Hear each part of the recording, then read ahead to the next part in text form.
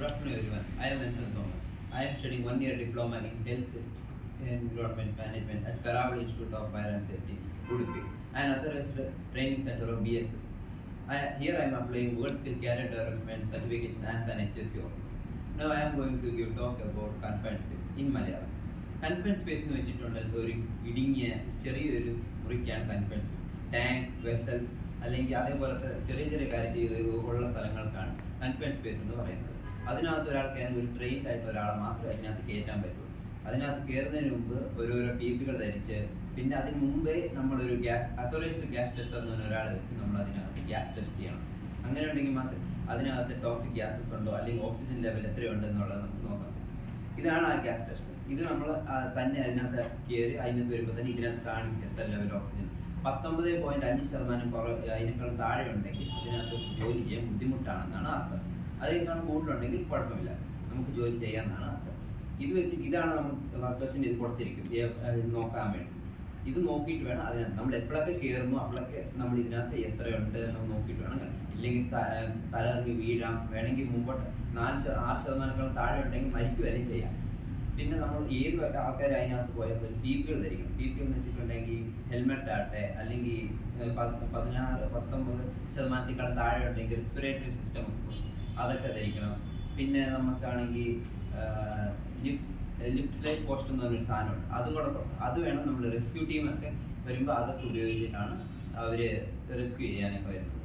എപ്പോഴും rescue team ready ഉണ്ടാവണം. എപ്പോഴാണ് ആർക്ക് എമർജൻസി കാര്യം തലകറങ്ങി വീഴുക, അകത്ത് എന്തെങ്കിലും പറ്റുമോ. പിന്നെ എപ്പോഴും ഒരു അറ്റൻഡർ ഇതിൻ്റെ പുറത്തുണ്ടാകും, വാതിലിൻ്റെ പുറത്ത്. എന്തിനെന്ന് വെച്ചിട്ടുണ്ടെങ്കിൽ അവരുമായിട്ട് കമ്മ്യൂണിക്കേറ്റ് ചെയ്യാനും, പിന്നെ എന്തെന്ന് വെച്ചാൽ അവരെ കയറുന്നത് ഇറങ്ങുന്നതൊക്കെ റെക്കോർഡ് ചെയ്യാനും വേണ്ടിയാണ് ഒരു അറ്റൻഡറിനെ അവിടെ വെച്ചിരിക്കുന്നത്. കമ്മ്യൂണിക്കേറ്റ് ചെയ്യുന്ന വെച്ചിട്ടുണ്ടെങ്കിൽ ഇപ്പോൾ ഒരാൾക്ക് എമർജൻസി സമയത്ത് എവിടെ തലകറങ്ങി വീണു എന്തെങ്കിലും ആയെന്നുണ്ടെങ്കിൽ പോലും അപ്പോൾ തന്നെ അറ്റൻഡറിനെ അവരെ അറിയിച്ച് റെസ്ക്യൂ ടീമിനെ വിളിച്ച് അവർ റെസ്ക്യൂ ചെയ്യാൻ വേണ്ടി വരും. അല്ലാതെ ഇപ്പം അവരെ അറ്റൻഡറായിട്ട് വേറെ ഈ ട്രെയിനിങ് പ്രശ്നമല്ലാത്ത ഒറ്റ മനുഷ്യൻ പോലും അതിനകത്ത് കയറാനുള്ള അതോറിറ്റി ആർക്കും ഇല്ല. ഇപ്പോൾ കയറുന്നതിന് മുമ്പ് എല്ലാവരും ഒരു വർക്ക് പെർമിറ്റ് സിസ്റ്റം നടത്താൻ കൺഫൈൻഡ് സ്പേസിനുള്ളിൽ കയറണം. കൺഫൈൻഡ് സ്പേസ് എൻട്രി പെർമിറ്റ് ഉണ്ടെങ്കിൽ മാത്രമേ അതിനകത്ത് കയറാൻ പറ്റുള്ളൂ. അതില്ല, അതാകെ ഒരു ദിവസം മാത്രമേ അതിൻ്റെ വാലിഡിറ്റി ഉള്ളൂ.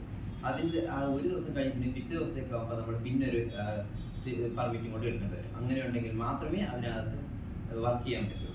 എല്ലാവരും വന്ന് അവരുടെ സൂപ്പർവൈസർ എല്ലാവരും വന്ന് സൈൻ ചെയ്തിട്ടുണ്ടെങ്കിൽ മാത്രമേ ആ പെർമിറ്റ് ഇഷ്യൂ ആവുള്ളൂ. പിന്നെ എന്തെങ്കിലും ഉണ്ടെങ്കിൽ അതിനകത്ത് കയറുമ്പോൾ നമ്മളൊരു വെന്റിലേഷൻ കൊടുക്കണം. ഇപ്പോൾ അതിനകത്താകുമ്പോൾ ചിലപ്പോൾ വെന്റിലേഷൻ ഉണ്ടാവില്ല, ഭയങ്കര ആവിയായിരിക്കും. അങ്ങനെ ആവി ഉണ്ടെങ്കിൽ ഒരു ലോക്കൽ എക്സോസ്റ്റ് എന്തെങ്കിലും ഫിറ്റ് ചെയ്യണം. അങ്ങനെ ഉണ്ടെങ്കിൽ മാത്രം ഈ എയറൊക്കെ സപ്ലൈ ചെയ്തുകൊണ്ടിരിക്കുന്നത്. അങ്ങനെ ഉണ്ടെങ്കിൽ ചൂടകത്ത് ഡെവലപ്പ് ആകാതെ. പിന്നെ എല്ലാ വർക്കും ഇത്ര നേരം കഴിയുമ്പോൾ അയാൾ പുറത്ത് വന്നിട്ട് വേണം അയാൾ അതിന് കുറച്ച് റെസ്റ്റ് എടുത്തിട്ട് പിന്നെ തിരിച്ചകത്ത് വരണം. അപ്പോഴൊക്കെ നമ്മൾ റിപ്പോർട്ട് ചെയ്തുകൊണ്ടിരിക്കും. അറ്റൻഡറിൻ്റെ ജോലി നിന്ന് റിപ്പോർട്ട് ചെയ്യലും പിന്നെ കമ്മ്യൂണിക്കേറ്റ് ചെയ്യലും മാത്രമാണ്. പിന്നെ എന്ന് വെച്ചിട്ടുണ്ടെങ്കിൽ PPE ഞാൻ പറഞ്ഞ പോലെ ഇതൊക്കെ ധരിക്കാതെ ഒരാളകത്ത് കയറാൻ വേണ്ടി. ഇപ്പം ഒരു ഓക്സിജൻ ലെവൽ എന്ന് വെച്ചാൽ 19 ലെവൽ താഴെ ഉണ്ടെങ്കിൽ ഒരു റെസ്പിറേറ്റർ കൊടുത്തിട്ടുണ്ടെങ്കിൽ മാത്രം അയാൾക്ക് കറക്റ്റായിട്ട് ശ്വാസം എടുക്കാൻ വേണ്ടി.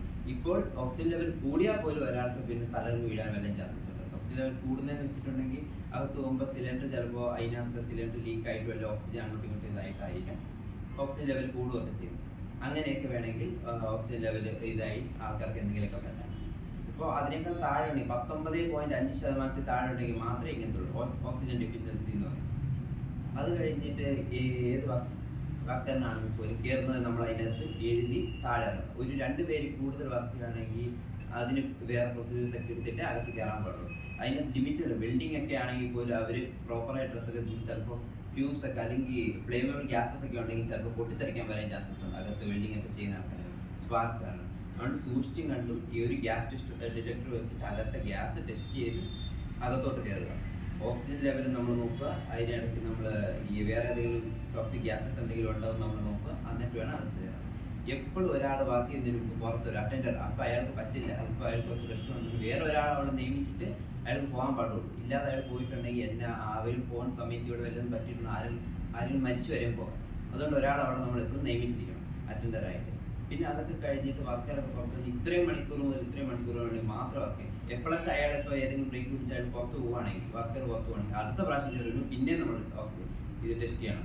ഈ ഗ്യാസ് ഡിറ്റക്ടർ വെച്ചിട്ട് ഇത് വെച്ച് ടെസ്റ്റ് ചെയ്തിട്ടുണ്ടെങ്കിൽ മാത്രമേ അകത്ത് കയറാൻ പറ്റും. ഇല്ലെങ്കിൽ അതിനകത്ത് പോയി ആൾക്കാർ വേണമെങ്കിൽ വലിയ ഗ്യാസസ് ഒക്കെ ഉണ്ടെങ്കിൽ കുഴഞ്ഞ് വീണ് തലയിറങ്ങി വീണ് എന്തെങ്കിലും ആവാൻ മരിക്കാം, കോമയിലോട്ട് വരെ വേണമെങ്കിൽ ലീഡ് ചെയ്യാം. Thank you.